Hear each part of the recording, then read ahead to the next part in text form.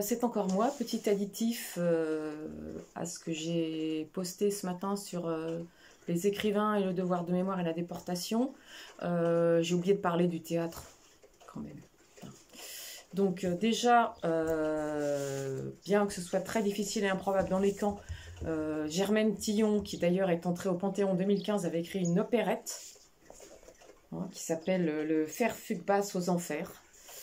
Que je ne vous conseille pas parce que moi-même j'ai essayé de le lire et franchement ça m'est tombé des mains parce que c'est très très ennuyeux, mais enfin ça a le mérite d'exister et donc elle a eu l'audace de créer une opérette à Ravensbrück quand elle était déportée. Et sinon je reviens sur Charlotte Delbo dont je vous avais parlé, cette résistante qui était déportée en même temps que ses camarades et qui a écrit une trilogie sur Auschwitz et après et également le convoi du 24 janvier. Parle aussi de théâtre dans le camp. Je vous lis le passage. Et voilà que dans ce petit camp, nous revenions à la vie et tout nous revenait. Tous les désirs, toutes les exigences. Nous aurions voulu lire, entendre de la musique, aller au théâtre. Nous allions monter une pièce. N'avions-nous pas le dimanche libre à 1h le soir? Claudette, qui travaillait au laboratoire où elle avait table, crayon et papier, entreprend de réécrire le malade imaginaire de mémoire. Le premier acte achevé, les répétitions commencent. J'écris cela comme si ça avait été aussi simple.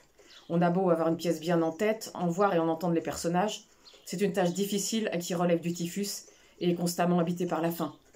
Celle qui pouvait aider, une réplique était souvent la victoire d'une journée, et les répétitions. Elles avaient lieu après le travail, après le souper, puisqu'on disait le souper pour 200 grammes de pain dur et 7 grammes de margarine, au moment où l'on éprouve davantage la fatigue dans une baraque gelée et sombre. User de persuasion et de menaces, faire appel à l'esprit de camaraderie, manier la flatterie et l'injure était le lot quotidien des animatrices. L'émulation jouait aussi, et la fierté. Il s'agissait de montrer aux Polonaises avec qui nous étions et qui chantaient si bien de quoi nous étions capables. Chaque soir, battant la semelle et battant des bras, c'était en décembre, nous répétions dans l'obscurité. Une intonation juste prenait une étrange résonance. Le jour fixé pour le spectacle, le dimanche après Noël, approchait. Mais il était impossible de rien installer d'avance à cause de la surveillance.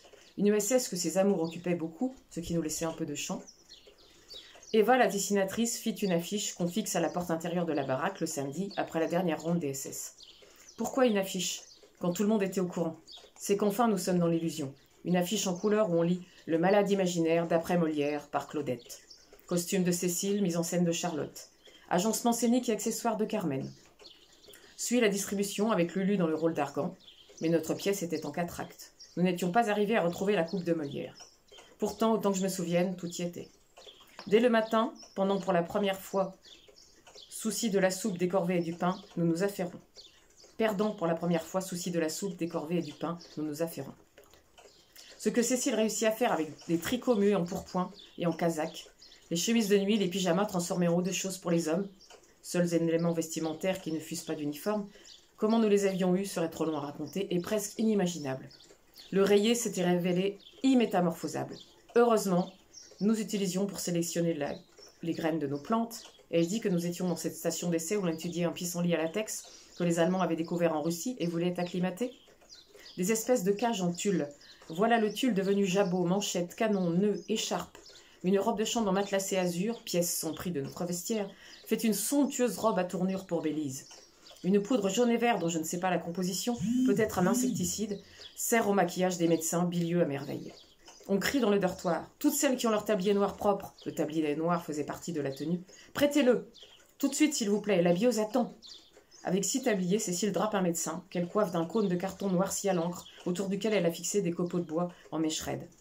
Claudette, l'auteur, est contente du résultat, mais ne se console pas que les hommes n'aient ni perruque ni chapeau, que Bélise n'ait pas d'éventail. Sous Louis XIV, voyons. Hélas, nos cheveux rasés à l'arrivée n'ont encore que quelques centimètres. Par contre, il y a des cannes. Ce sont des bâtons enrubannés de tulle. Les tables du réfectoire débarrassées de leurs pieds, sinon la scène eût été trop haute dans la baraque très basse du plafond, juxtaposées, figurent une estrade. Les couvertures habilement manœuvrées par Carmen, qui a un marteau, des clous et de la ficelle qu'elle avait longtemps convoité avant de réussir à les voler au SS Jardinier. Les couvertures forment un rideau qui n'est pas le moindre de nos succès. D'autres couvertures clouées aux fenêtres obscurcissent la salle. Seule est éclairée la scène où Carmen, électricien autant que machiniste, a installé une baladeuse en projecteur. Où a-t-elle volé tout cela? Je vous expliquerai. Pour le moment, elle cloue, elle attache. On a aussi des coulisses, couvertures et ficelles, et une souffleuse avec le texte « S'il vous plaît ». On frappe les 3 coups, le rideau se lève. Non, il s'écarte. Les Polonaises forment le public. La plupart comprennent le français. Le rideau se lève, Argan dans un fauteuil fait de caisses que cachent des couvertures, lui-même enveloppé de couvertures, agite sa sonnette. Une boîte de conserve où est logé un morceau de verre, je crois. Non, avait dit Carmen, je ne veux pas d'un caillou. Un caillou, ça sonne trop mal. Le rideau se lève, c'est magnifique. C'est magnifique parce que Lulu est une comédienne née. Ce n'est pas seulement par son accent marseillais qui fait penser à Rému, mais par son visage bouleversant de naïveté vraie. Cette nature d'humanité, cette générosité. C'est magnifique parce que quelques répliques de Molière ressurgies intactes de notre mémoire revivent, inaltérées, chargées de leur pouvoir magique et inexplicable. C'est magnifique parce que chacune, avec humilité, joue la pièce sans songer à se mettre en valeur dans son rôle. Miracle des comédiens sans vanité.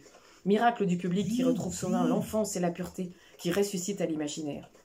C'était magnifique parce que pendant 2 heures, sans que les cheminées aient cessé de fumer leur fumée de chair humaine, pendant 2 heures, nous y avons cru. Nous y avons cru plus qu'à notre seule croyance d'alors, la liberté pour laquelle il nous faudrait lutter 500 jours encore.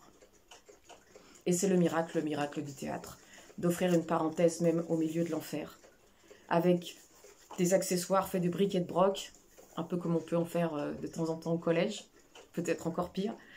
Et c'est la magie du théâtre. Voilà, c'est pas moi qui vais vous dire le contraire. Donc je tenais à faire ce petit additif, je pense qu'elle le mérite bien. Voilà, à bientôt!